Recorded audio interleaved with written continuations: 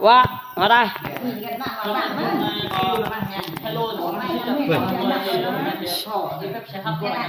đi liền ở đây thì nói chung thì rất thấp thì cô hai thì mong phải thông cảm nha.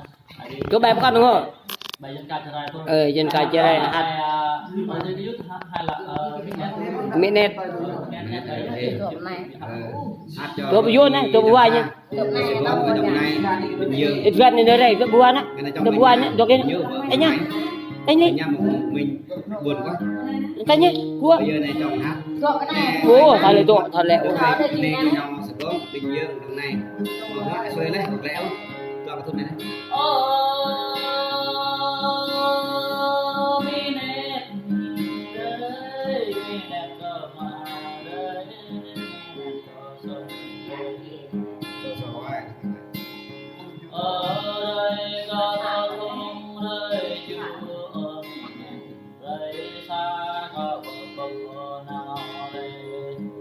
bạn bị là dạng như là bạn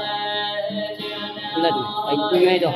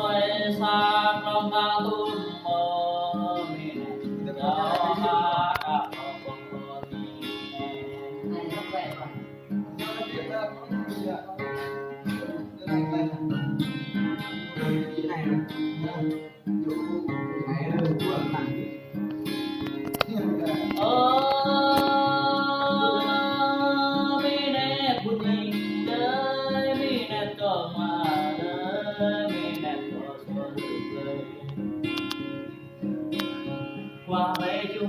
ya mẹ ta cũng ăn ở miền qua mấy xa ta phải biết và của mình đâu này lấy chẳng trong tâm có thông và vô thọ này ở có ai đã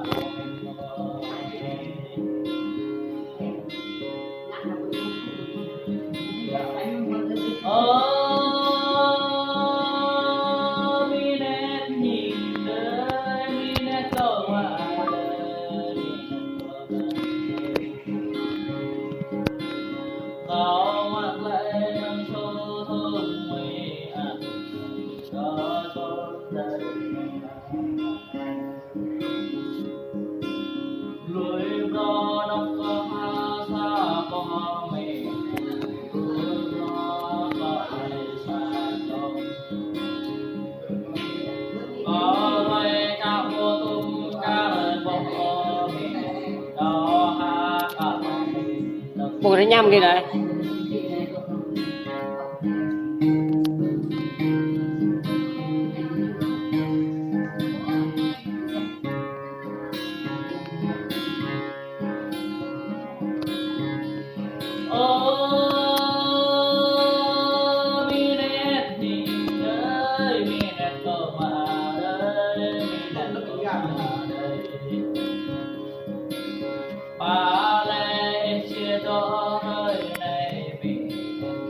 thì lên đây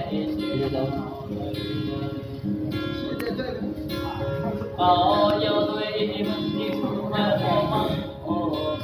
có dạy có anh nghe vô thăm bên tay ở cho lại cả